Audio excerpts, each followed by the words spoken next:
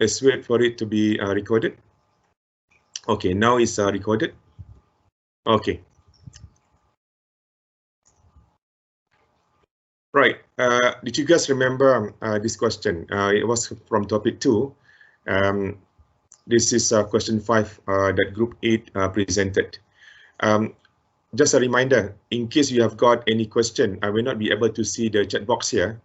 Could one of you unmute your microphone and just voice out your question, or maybe remind me that there is a question on the chat box. Okay, so otherwise I'll just go on with that. Right, so just a reminder, we have got this question where we have got sucrose, degraded into a product or converted into products with the enzyme called sucrase. And enzyme concentration initially was at 1 millimole per liter. Sorry, this is the sucrose concentration initially was 1 millimole per liter. And then the enzyme concentration CEI is 0.01 millimole per liter. And you were given this following experimental data. The time was taken in hours because whenever you're dealing with a biochemical reaction, normally it's a very, very slow process. Most of the chemical reactions, they are in minutes or even in seconds if you have got very fast reaction.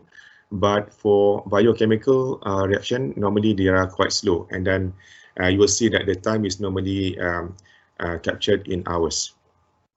You have basically got the concentration profile here. You're starting with 1, and then this is matching with the 1 given in the problem statement here. So this is 1 millimole per liter.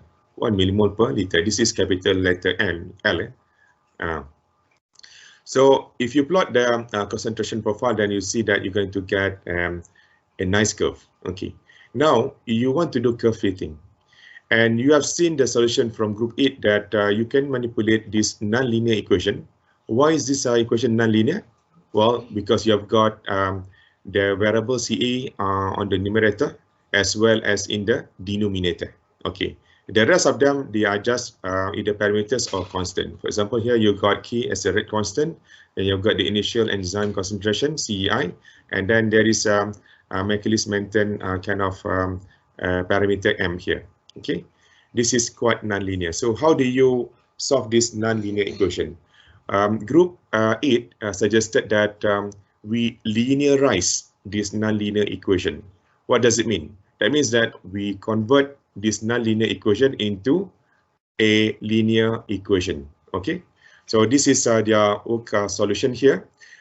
We know that the rate minus RA is nothing but minus dCA dt, and this is equals to the term that you see on the right-hand side of the equation, which is this part here. So minus RA here is nothing but minus dCA dt.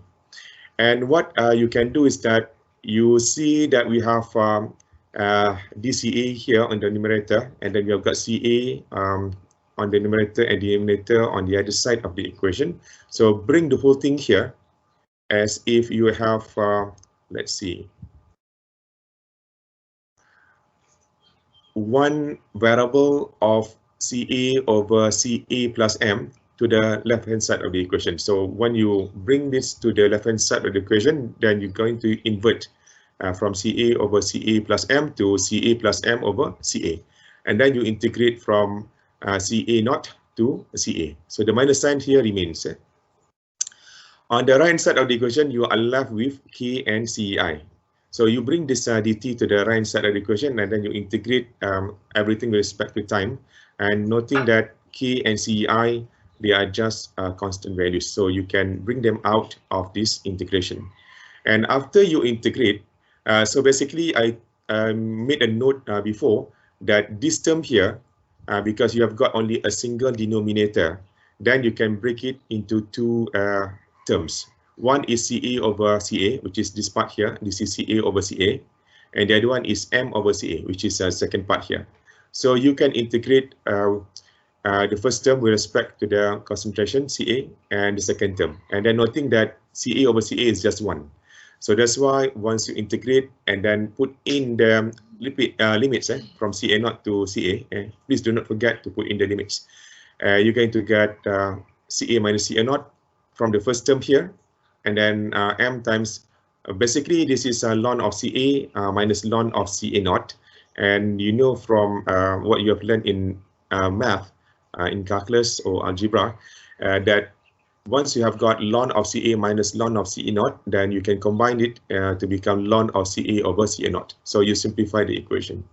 On the right-hand side of the equation, this is quite simple because you are integrating basically 1 dt, and this is just t, because you are integrating from 0 to t.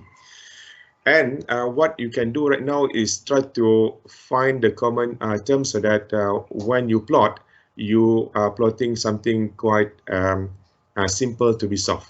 And then group 8 decided that they wanted to plot t over CA naught minus CA versus, if you look at here, it's ln CA naught over CA over CA naught minus CA.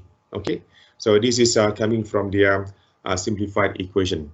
Okay, right. So you notice that they have plotted a linear correlation between this variable and that variable. Yeah, and they have got a trend line. And I'm sure that you know how to generate the trend line in Excel already. Yeah, please let me know if you do not know how to do it. But I'll show you how to do it later on. So once you have got the linear equation with the R-square value, and R-square value is quite good because this is quite close to 1, right? And you know from your prior knowledge that you have got the slope of the line, which is 0.9879, and then the intercept of 5.0497. So what are these? So if you are plotting this equation here, right? Basically, you have got 1 over KCI as your what do you call it, y-intercept, and from there you could solve for k, right? So you plug in the y-intercept, which is c, if you have the form of y equals to mx plus c, and then you can solve for k, and k is around 20 per hour. Yeah, that's the unit for k. And then once you know the k value from the y-intercept, because ci here is just a constant, then you can go to the slope, and then you can solve for m. Yeah, because k is known, ci is also known, so m is unknown. So from the slope, you can solve for m, and m was found to be around 0.2. Okay, this is one solution. The other solution is you could note that there is a CA in the numerator and CA in the denominator. So why not we bring this CA from the numerator to the denominator and simplify the equation to become like this. So this is basically CA over CA. It becomes 1. And then this is nothing but M over CA. Okay. And then bring this to the right hand side of the equation. And then dt to the, this to the left hand side of the equation. And the other one, dt to the right hand side of the equation. So you integrate also from CA naught to CA. Don't forget the minus sign, and the other part is easy because it's just integration of KCI with respect to dt from 0 to t. Okay, you are going to get a very similar conclusion from here, but you have a different equation to be plotted. So the left hand side of the equation here is your y-axis. So it is basically ln of CA naught over CA divided by CA naught minus CA. And then you plot it against t over CA naught minus CA. So if you notice that t over CA naught minus CA is group 8's y-axis, and then the x-axis is here. Okay.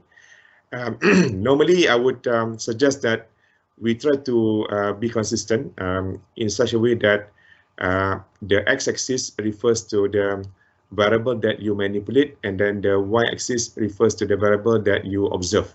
Yeah.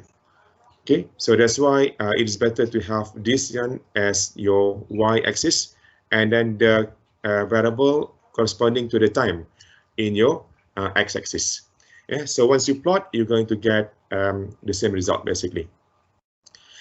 And further to that question there, okay, somebody suggested to me that, well, you have learned about some built-in function. So can we solve the equation, can we solve the problem that we saw before in question 5, yeah, through a different method? Yeah, I just wanted to remind you that we basically did what we call linearization of a non-linear equation before. Yeah. So the previous two solutions was what we call it, linearizing a non-linear equation. And you remember that you learned about goal-seek, not goal-seek, it's a goal-seek. Sorry, my apologies. It's a goal-seek. Right. So basically, you have learned about the goal-seek function in Excel last year. Okay? You remember that you have the Excel or the spreadsheet session in PIC or B48 BA. You also learn VBA, which is Visual Basic for Application, where you need to run macros and probably you need to write a program. Okay, so you basically have been exposed to the goal-seek function, but the question is that can we use the goal-seek function to solve the problem? Anyone who wants to take a guess, can you or can you not use a goal-seek function to solve the problem?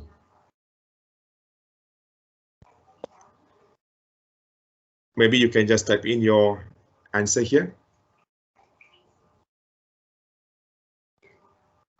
Anyone?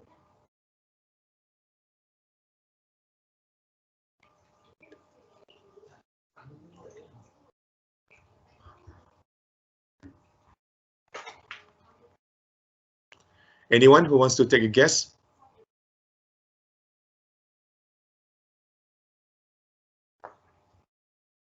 Is it a yes or no? What is the answer? Is yes or no?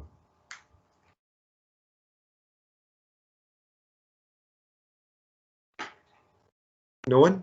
Yes. Okay. So thank you, Zihao and also Pei. Your answer, both of you say yes. Well, probably because you've been exposed to what I call it, a problem where you solve only one variable, right? So once you solve one variable, definitely you can use goal-seek.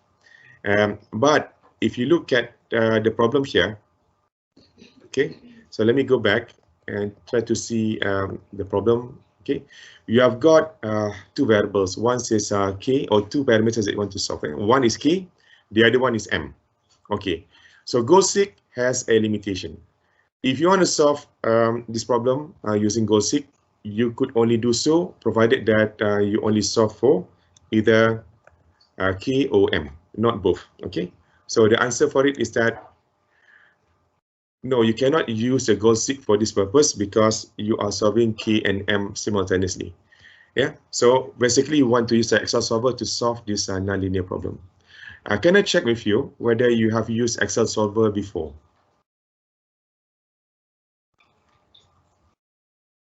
Would you like to know? Okay, Zihao say no. What about the rest of you? Have you been exposed to Excel solver yet? Or not the solver? Okay, good.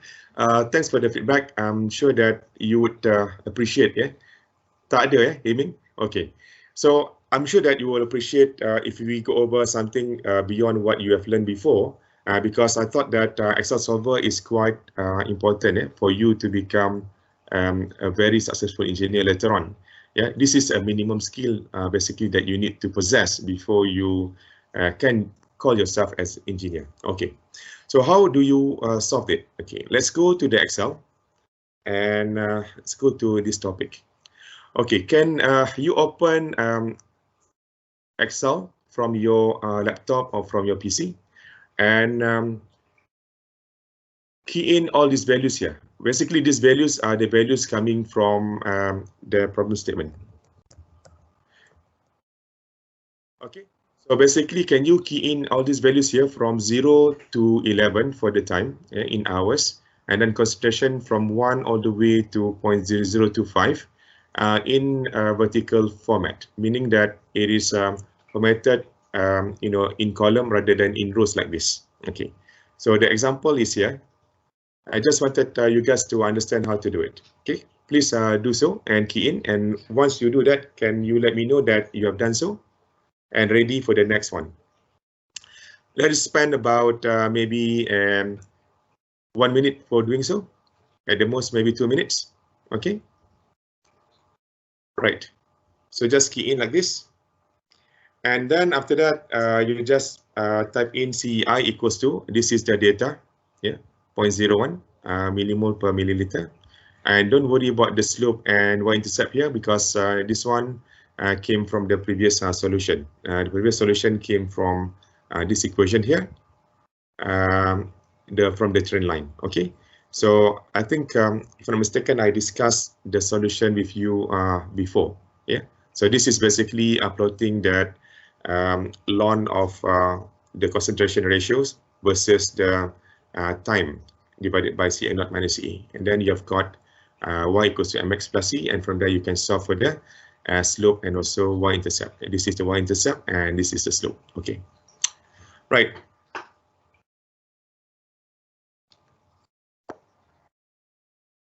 Okay, I'll give you about 1 to 2 minutes to do so.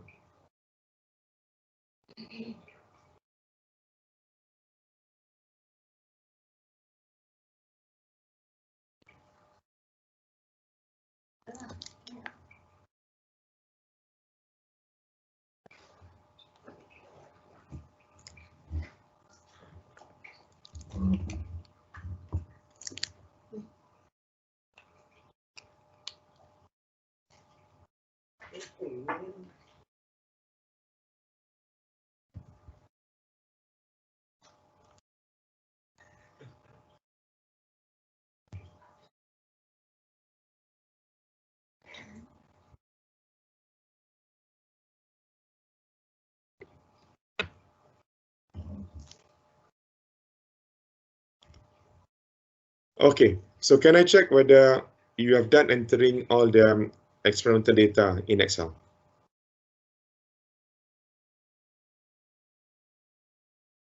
Done. Okay, good.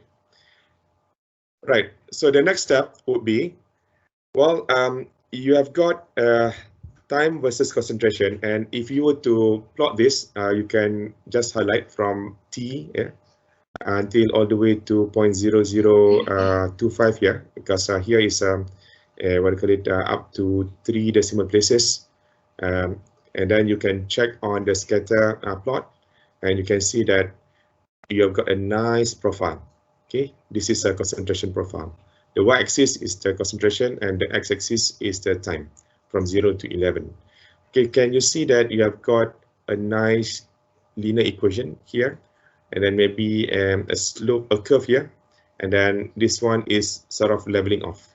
Okay, so from there, you would go back to the Michaelis-Menten equation and then try to see whether you understand the equation or not. Okay, so what is minus RA? Minus RA is nothing but, okay, your friend has done it here. Minus RA is nothing minus dCA dt. And this is equals to the term on the right side of the equation. Okay, so how are you going to solve it in Excel? Okay, what you could do is that you create a column called minus dCA dt, and then from there you could also have another column called here is the MM model, which is the predicted values. So MM refers to the Michaelis-Menten model that we have. So what is minus dCA dt? So in order for you to get a rough value for it, we can convert this into delta CA over delta T. Don't forget the minus sign there. So what we have here is that we cannot start with the first row because if you look at the values for the delta, it is basically CA2 minus CA1 divided by T1 minus T0. Okay, if you start with the first row, then there is no value above that. Okay, and you're going to get an error. So we are going to estimate d minus dCA dt in such a way that we have got minus delta CA over delta T. Yeah, so delta means you take the difference between the two subsequent values. So CA2 minus CA1, T2 minus T1, or vice versa. So if you've got, let's say this is CA1, then this is CA0. Okay, right. And then you copy down the formula. Click on here you can see a T sign there, and then drop all the way down, and that is basically copying all the formula. And then you check the last value, whether your formula is correct.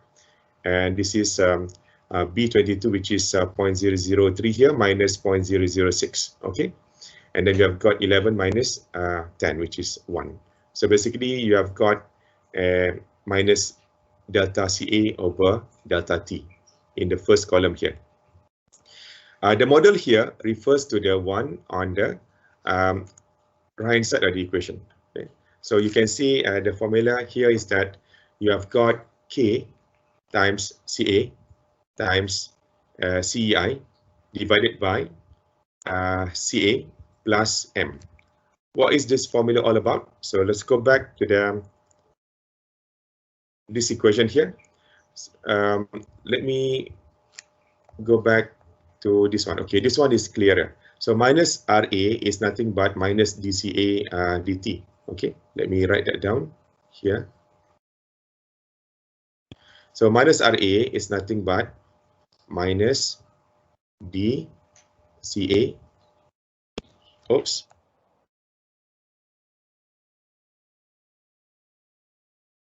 DCA DT.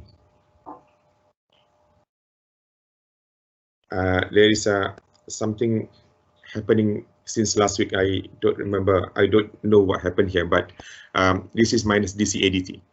And then the term on the right side of the equation is your so-called predicted value that we are going to put in the MM model column. Yeah, basically, you want to estimate this part here. So this is what you do. Yeah, key in the formula, and the formula is using the K value here.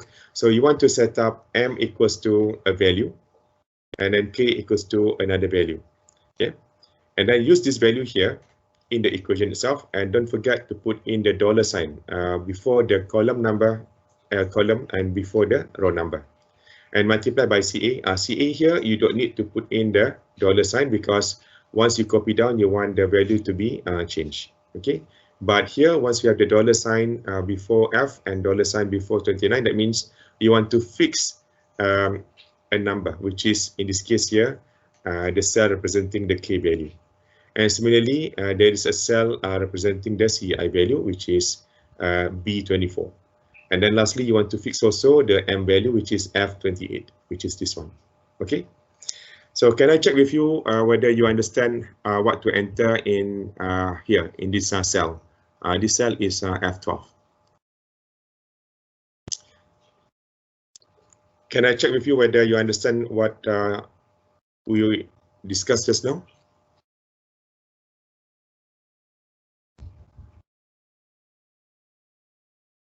Is there any question? All right, so good. Let me proceed. Right, so the same thing as what you did before, you copy down the formula because you have ensured that all the cells that you want to remain as they are without changing their values when you copy down. You can just copy down like that. Okay, and then ensure that the last one, when you copy down, the last value will take up the appropriate cell for the CA, but then you want to ensure that CI remain CI, M remains M, and then K remain as M. K remain as K. Right. Now you have ensured that the next thing that you want to do is to create another column, call it SE or squared error. What is this squared error? So squared error means, yeah, if you look at the formula here, is the difference between these two values, okay, and then you square them. Okay, let me repeat that. So you take either this one, 0.16 minus this one, 0.16, and after you got the answer, you square the answer. That's why you can see there is a parenthesis here. So it doesn't matter whether you have this value here in blue cell minus the one in the red cell or vice versa, because once you square them, the sum, the squared error will be a positive value. Okay, so just to be clearer, initially I do not know what is my M value, so I can just estimate that my M is just a positive number, maybe 1, and then K I also don't know, and just put in 1 here.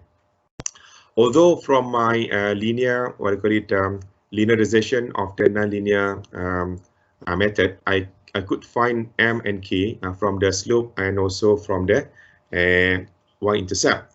But let's say I don't want to go to the lengthy process of linearizing a nonlinear equation. I'm just going to start using solver. Yeah, so you can just ignore the solution on this red what I call it block here. So if I start with m equals to 1 and k equals to 1, you can see that my model here that is for predicting what is supposed to be on the right-hand side of the equation give me 0 values. Whereas it's supposed to give me 0.16, 0.16, 0.15, 0.15, and so on until 0. So 0 is supposed to be the last value here. But the prediction is showing that you have got 0 all over the place here. And then when you look at the error, yeah, the squared error, you have got some error here. And then when you sum all this error, the value at the bottom here is what we call as SSE. So let me write that down. SSE equals to. So SSE refers to the sum of squared error. Okay. So in this case, SSE equals to 0.1229. So let me ask you, what do you expect a good value for SSE to be? Can you write down your answer here? What would be? Yeah, it will be 0. Yes, you have got the answer right. It's supposed to be 0, right? Because you want the error to be a number, if not 0, a number very close to 0. Okay. So how do we ensure that this number here can be close to 0, as close to 0 as possible? So one thing that we could do is try to type in, let's say m. I don't like 1 because that give me what I call it, SSE equals to 0.12. What if my m goes to, let's say 10? And it doesn't change too much. It's still 0.12, 0.13, right? So let me revert m to 1. And then what if my k is 10? Then I can see that SSE has reduced a bit from 0.12 to 0.08. So if m is increased double up, now my SSE has been reduced to 0.04. But that is probably not the most efficient way of doing so, because this is just like a trial and error, correct? So what if I told you that you have a built-in function in Excel, we call it solver, that you can use in order for you to find m and k values very, very efficiently. Yeah. So how to do it? Right now, can I check with you whether you have successfully entered all the equations here? Do you need maybe 1 or 2 minutes to just enter all these values and then enter the SSE and then sum up all the the squared error so that you got SSE? Yeah. If not, then can you spend about 1 to 2 minutes to do so? So SE refers to the squared error. Yeah? So SE equals to squared error. Okay. So SSE equals to the sum of squared error. Okay. So you can see that from here, this is the squared error. Why we call it squared error? Because we take the difference between the two. Yeah, one is the one coming from the experimental data, the other one is from the model itself. So we can say that this one is the true value, quote unquote, and this one is the predicted value. Or you can call it another way. This one is the from the data. This one is from the model. Okay, predicted model value. When you take the difference between the two and you square the value, we call it squared error. And if you sum up everything here, then the result will be sum of squared error, SSE. All right, so SSE is just the sum of everything here. Okay, so please, what do you call it, enter all the formula as what I did just now, and then let me know once you're done, okay? It should be like this. And then if you to just double check your values, then maybe I can just increase the decimal places, okay, up to 3. So you can see what are the values for minus the CADT as well as the mechanismal model, okay.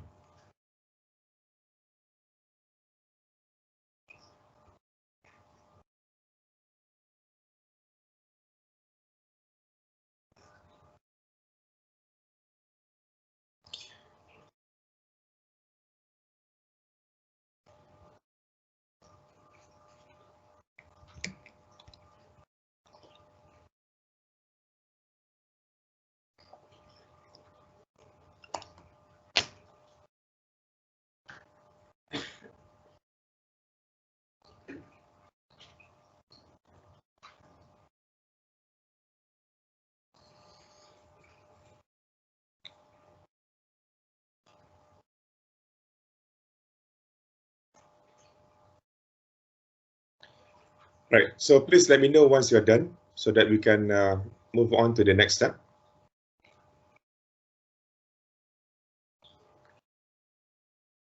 Okay, good. Aisha is done. So can I just get a few more answers from the rest of the students?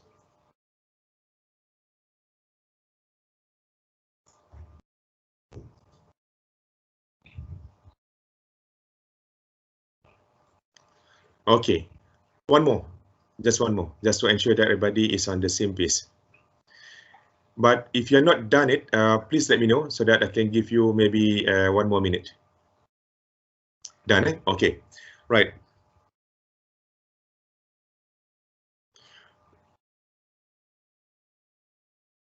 Right, so we have got SSE value, and SSE, we want to set it to be 0 or a number small enough that it is considered numerically 0. Okay. If you check on the menu here, there is a menu called data. Click on the data, and then you move to the all the way to the right. There is a solver icon there. So click on the solver icon. Okay. First of all, you click on the data from the menu, and then from this tab here, you can click on the solver. Okay. Click on the solver icon. A pop-up window appears. The first thing that you can see here is that there is a cell here called set objective. What does it mean? It means that you want to set something to maximize or minimize or a value of something that you like.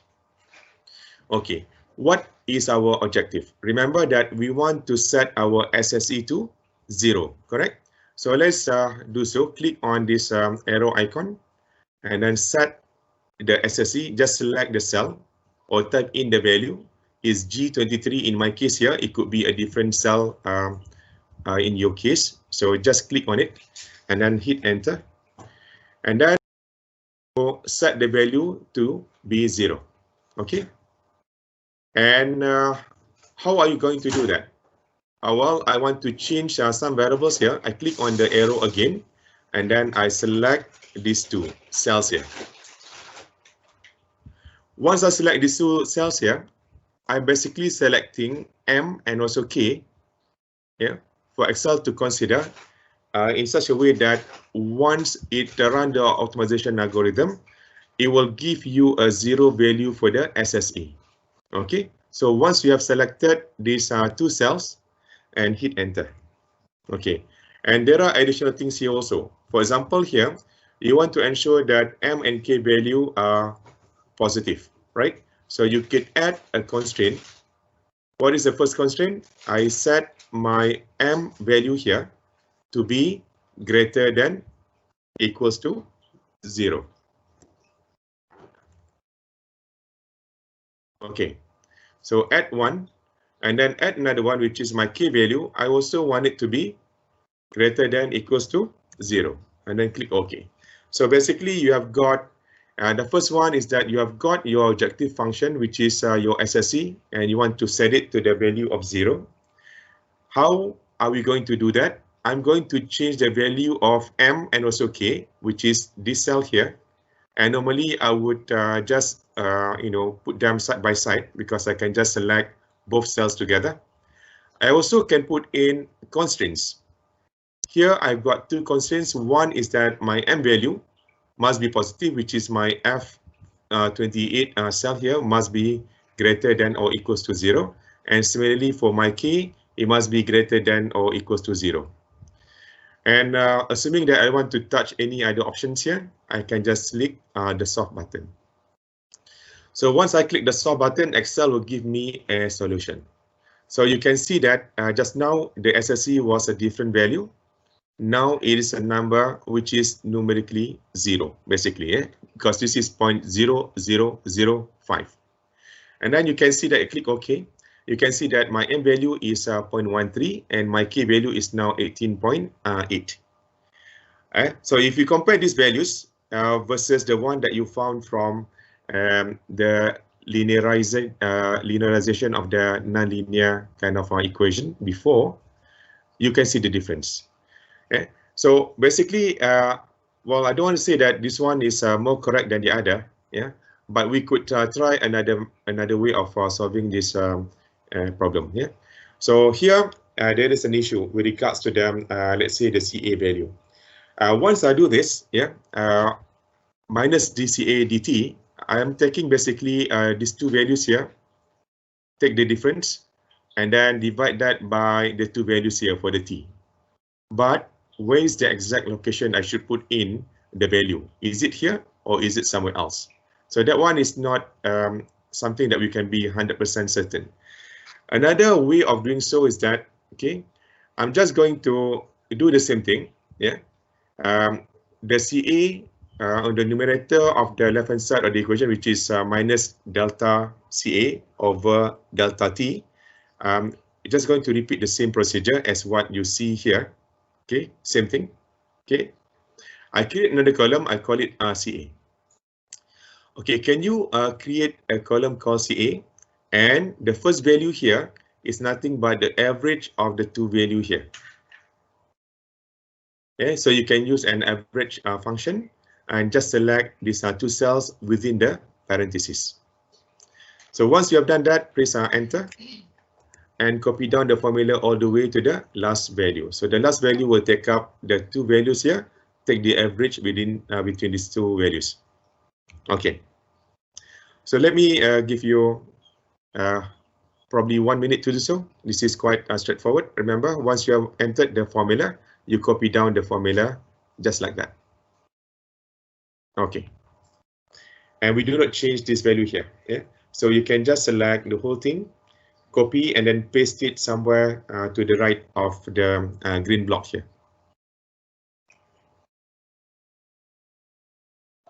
Right. So you can see that this is the MM model. Okay. I want us to start from, let's say, 1 for my M value and 1 for my K value.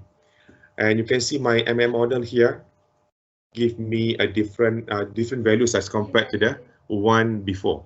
Okay, the one before was here after solving for M and K values. Okay, so here would be the initial predicted values, and I can do the same thing, finding the difference and then square the difference between the two, and this is what is termed as squared error. And after that, do the same thing, copy down the formula. Copy down the formula all the way to the last row, and then sum up the whole squared error, and we still call this as sum of squared error, SSE.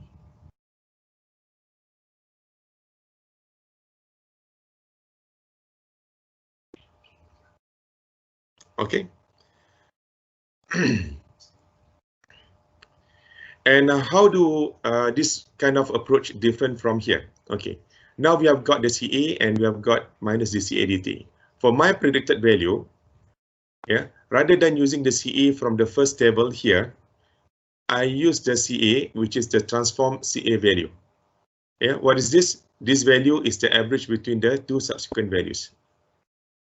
Okay, so whenever you see CA in the equation, you use this new value of the CA. Right. Can you do that? And then just copy down the formula like that. Okay, let me know whether you have done it.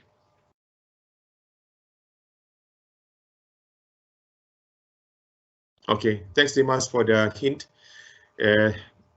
Go to the add-in and then find the solver add-in and then click on the option that you want the solver to be there. Okay.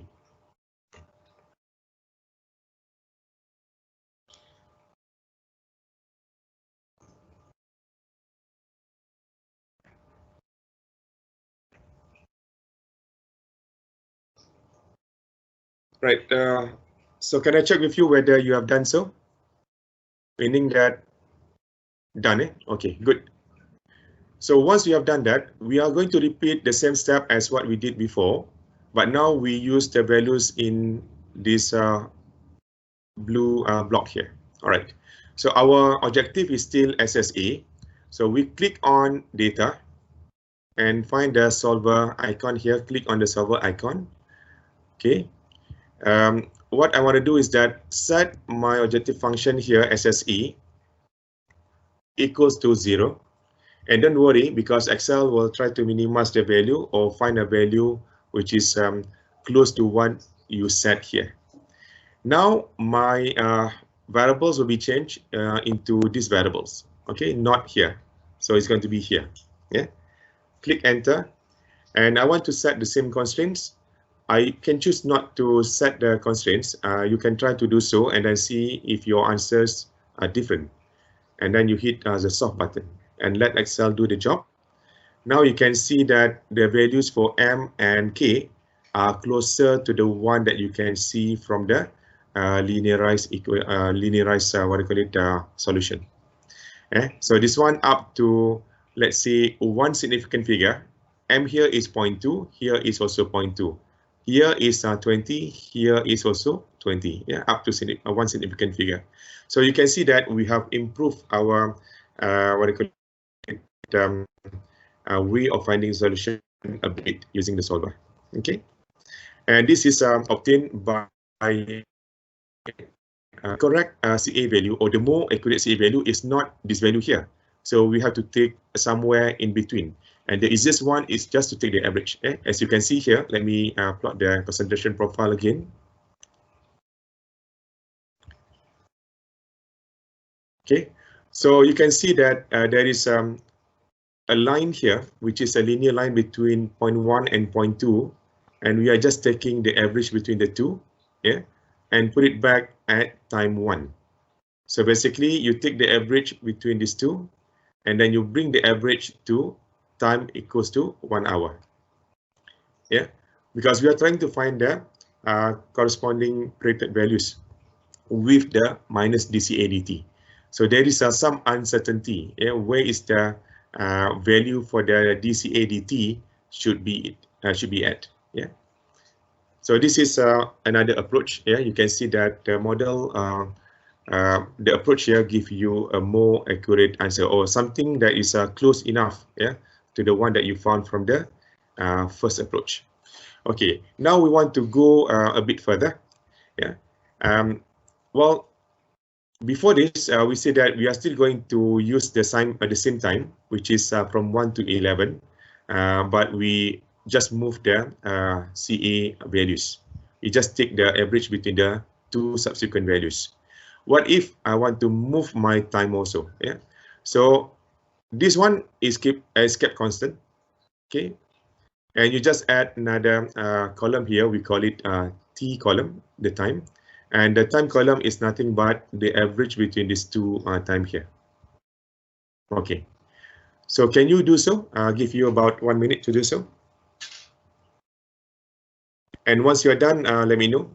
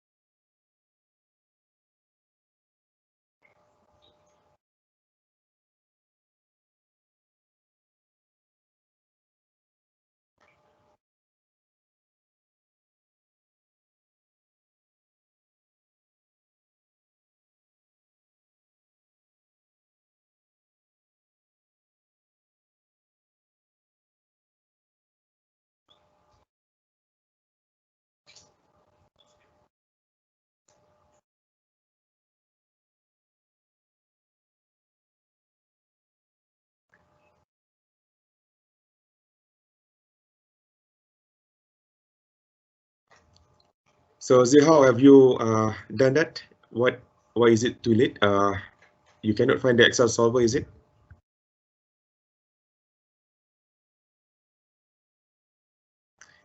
Okay, can you locate the solver add-in?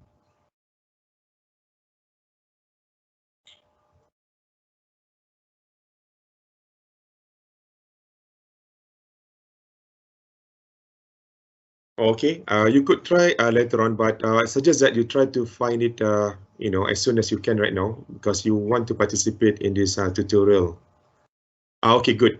You just add in the solver. Can you try to do what we did just now, quickly, and then let me go back to Excel. Here, this is the first thing that you should do, and then after that, the first approach, and then the second approach here, and then we are now here. We are just trying to find the average of the t values. Okay, so I'm sure that you have done so. We are still going to go with the same approach. Let's start with m equals to 1 and then k equals to 1. Yeah, I don't know what those values are supposed to be initially, right? So I'm just going to put 1. And then my SSE here, okay, let me put in the SSE again. This is the SSE.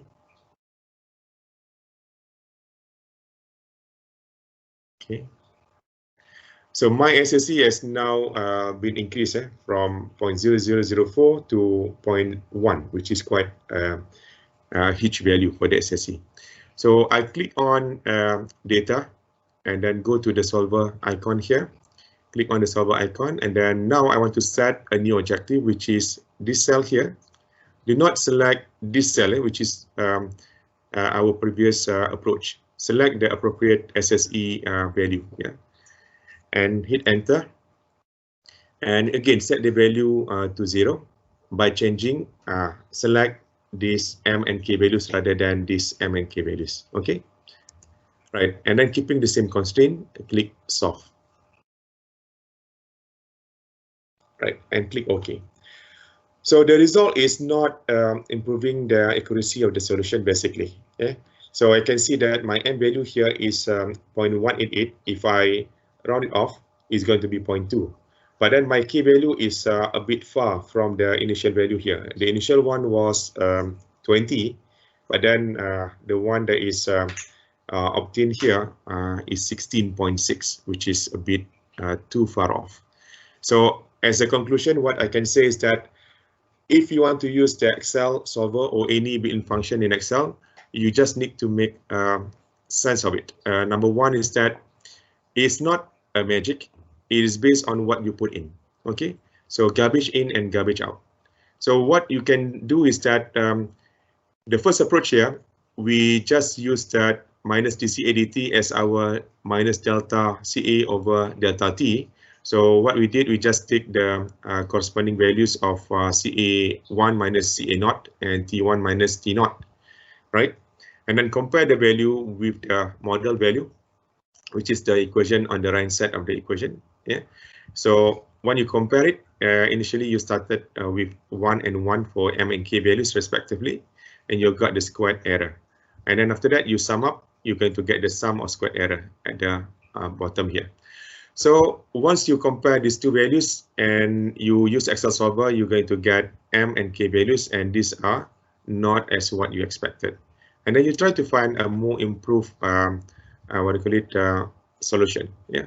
So what you could do is that rather than using the CA as 0.84 from the original data, you take the average between the two subsequent values, basically between these two values, and so on. And then you place that in the second row. Okay, so the value that you obtained here was obtained from the average of these two values here. Okay, the value from the same row as well as the value from the previous row. Your model will be utilizing this value, the new average value of the CA, rather than the value of the CA that you obtain experimentally. Yeah, why is that? Because we have uncertainty with regards to the minus dCA dt. You remember that you have learned about the integral approach as well as the differential approach, right? Once you want to sort of solve for the order of reaction and also the k value, yeah, from topic 2. So we have got quite an uncertainty regarding the differential method. Yeah? The integral method can give you a more accurate answer. So similarly, the argument is that minus dCA dt here, we are not sure where we are supposed to put in this value. Is it at t equals to 1 hour, or is it at t equals to 0.5 hour, or whatnot? But then what we can do is that our model, we can say that rather than depending on the CA value on the same row or at the same time, we could average out the value here. Basically, we take a linear value, the mid value between these two subsequent values. Okay, and then we can improve the answers. Yeah, so these are close to this one. We go further, but our answers are not as accurate as this one. So we stop here. Okay. Right. Can I check with you whether right now you know how to use the Excel solver, and then can you check whether you could use goal-seek function for it? I'm sure that once you compare between the two, yeah, just in case you forgot about it, if you want to go and use the goal-seek, is here under the data menu here, you go to the what if analysis and then you click on the goal-seek. You can see goal-seek, yeah. You can set the cell, which is your objective function. For example, here, I want to set this cell equals to 0. By changing, I can only change one cell, either M or K. I cannot change both of them. If I select both of them, I can select, but then when I hit OK, it will give me an error because here, this cell must be a single cell. Okay, so let me go and change it. So if I go to, let's say, goal-seek again and set this one to 0, my SSC to 0, by changing my K value, okay, and hit enter. Oh, basically I need to probably change the M and K value again from the the soft value using the solver to the one that I initially estimated. So let's start with M equals to 1 and K equals to 1 also. Again, you can go to the what if analysis and go to the goal-seek and set the objective function here to 0. And then by changing K value, okay, and hit OK. And then just wait. So you can see that, the current value is a very huge number here. What does it mean? It means that basically goal-seek cannot find an appropriate value for SSC, which was set to 0. And the difference between Excel solver and goal-seek is that if you look in the solver window here, we can set the objective value to a value of 0, yes, as what we did for the goal-seek function just now. Or if you're not sure about it, we can just select minimize this value here. If you want to perform optimization with the maximization, you can also do so. Click on the max button here. So you can either maximize the objective function, you could minimize the objective function, you could also set the objective function to a value. And for example, you have got a value on the left-hand side of the equation, and the value on the right-hand side of the equation, which is calculated. Then you want to set the value to be equal to the value on the right-hand side of the equation. Yeah. So by changing what cell? Yeah. So the cell here you can select, and then you can select, multiple cells in solver. It's not limited to 2. So you can select, let's say, 3 or 4 different cells if you've got, let's say, 3 or 4 parameters to be solved simultaneously. And the other advantage of using the solver is that you can add constraints here. So constraints, for example, here we want to ensure that the M and K values are positive. So you could also, set them to be positive, which is setting the cell to be greater than or equals to 0. Okay. You could also set M to be an integer. So for example, here I can add another constraint here, and I can select M to be an integer. Yeah. Click add. So basically, I have selected M already, then it doesn't like it. So I can select, let's say, this cell here to be an integer and click OK. It must include only variable cell. Okay, so basically the variable cells are here. I already selected the M, so I cannot change it. What I can do is that maybe I can delete the constraint and add a new one and selecting here to become an integer. Still, it doesn't give me a must only variable cell. Okay, so the integer here is a bit tricky, but the rest of the constraints, I think you can just select whether they are greater than certain value or less than certain value or even equal to certain value. You've got the options also as a binary variable, which is 0 to 0 and 1, and then there is also diff. I'm not sure about diff here, but the rest of them I think is just self-explanatory. Okay, right. So we are done with the solving the same problem here. Yeah, this is coming from tutorial in topic 2, question number 5. So rather than going through a very lengthy steps in order for you to find a linear equation or a linearized equation, and then from there you can determine the k and m value from the intercept as well as the slope, you could easily use a solver function in Excel in order for you to solve for the m and k values.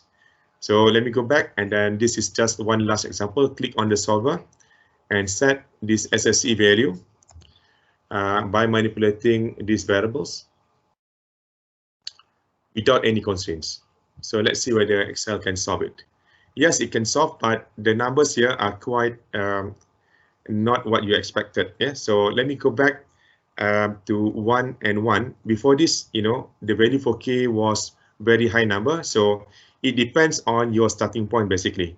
Yeah, as what I showed you just now, if you pick, let's say 1 million, 1E6, then the solver may not be able to give you the right solution. Let's try that again.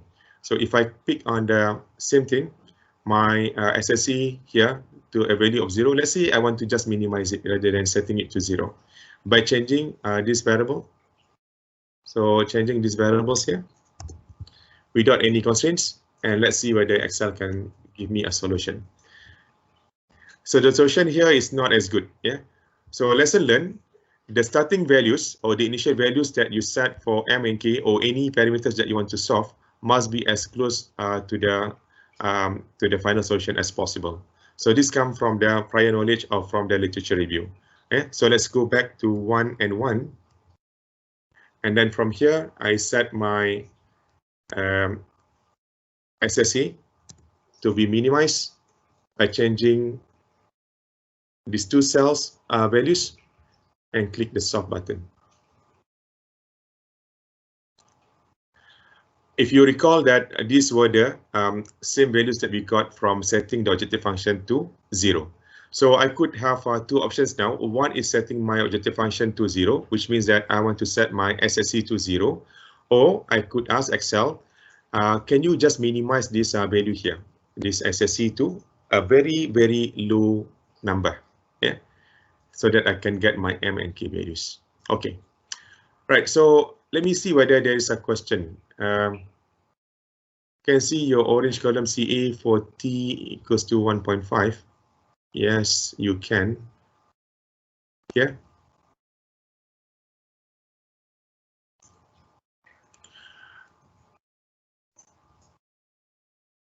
Oh, basically over here I took the values from this one. Yeah, I was experimenting just now. Sorry about that. Maybe you took the value from here. Okay, so we could do so. Thank you very much for the answer. The what do you call it? The reminder just now. So the average for this one here, I could take the average of this, and then again copy down the values. Right. So I've got different values here. So does that answer your question, Jason? Or maybe you want to see what do you call it, the solution for this one, whether we can have an improvement or not. So before this, I used these two values and so on, these two values, yeah, in order for me to find the new CA values. Yeah, and then because of that, I did not get good values for the M and K. Okay, so we'll take just a minute to use the solver. Again, set the SSE to 0 by minimizing the function here, objective function, and then by changing the variables here. Setting no constraints, and then just click solve. Okay, so you can see that we are basically overestimating the values for M and K. So rather than 0.2, we have got 0.3. Rather than 20, we have got 22.2. Okay, right. So this approach is much better. Yeah. So just remember, yeah, where is to put your CA values, or what is the appropriate CA values that you need to put in every row. Our accuracy with regards to the sum of squared error, that is okay. I think this is one of the most what I call it chosen approach. And the other one is that you can also what I call it determine the accuracy by plotting so-called a scatter plot between the data and also the predicted values. For example, here, as I said just now, we could also say that this set of values here coming from our data, because this is coming from, you know, for example, here it's coming from the delta CA over delta T. And the model is predicting that the value is supposed to be 0.162, whereas the actual data is 0.16, and so on. So you can see there is some small discrepancy, especially when you can see here, small discrepancy between the data and the predicted values. So how can you determine the accuracy visually? So you can just select these two values here. Maybe we can get the two values from the top, and then go to insert and choose the scatter plot. Yeah, and then from here we can see that we have the x-axis referring to the experimental data values, and the y-axis here referring to the predicted values. So the idea here is that you want to get a straight line passing through the origin in such a way that all the points here, all the data points here, fall along that line. Yeah, so we could add one trend line, and then this trend line here is that we want to set intercept equals to 0, because we want the line to be passing through the origin, and then we want to display the equation on the chart as well as the R-squared values. So you can see that, okay, let me enlarge the values here. You can see that the accuracy is quite good, yeah, because the R-square is a number which is very, very close to 1. And then you have got an equation. Initially, ideally, you would want to get y equals to x, because these two values are supposed to be the same, yeah, the data and also the predicted values. So the first one, okay. The second one, a bit underestimation. Third one, okay. This is underestimation. This is above estimation. So basically, the R-square value is just an average, yeah, between the over and also the underestimation. Okay. So we could also check the second approach, yeah. So I'm just going to use the same plot by changing the values here, coming from my blue table. Hit OK. So I can see that, you know, there's some underestimation and also above overestimation, but essentially my R-squared value is also quite good, yeah, which is a number close to 1. And then y equals to x, which is quite okay also, because 0.9967 is almost 1. So the second approach is also okay. It's also accurate in a sense.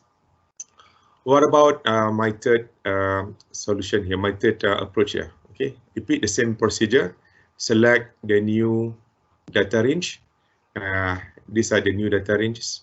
Okay, and hit OK and check on the values here. It's also not too bad. So visually, you can see that, okay, this is much better as compared to the rest of them, because the rest of them you have got some over and also underestimation, but from here you have got less, yeah, over and under. In fact, there are only 1, 2, 3 points which do not fall along this linear line. Yeah. However, this is not the end of it. This is not a good tool to see that we have got an accurate prediction. The one that we want to check is definitely this one here, whether these are close or far away from the values that we expected. So the values here, I would say that we have the most confident with, because once we linearize the nonlinear equation and then finding the slope and what do you call it, the y-intercept, and from there we calculate the m and k, provided that we do not have any runoff errors, then I would have more confidence with these values here rather than these values here. Although as I see here is a very, very small number. And then just now you can see the scatter plot and the plot between these two will give you a very good correlation. Yeah. So let me do that again. Add the trend lines, set intercept to 0, and then display the equations. Okay. Right. So here is quite good. This is y equals to x, and then r squared equals to almost 1.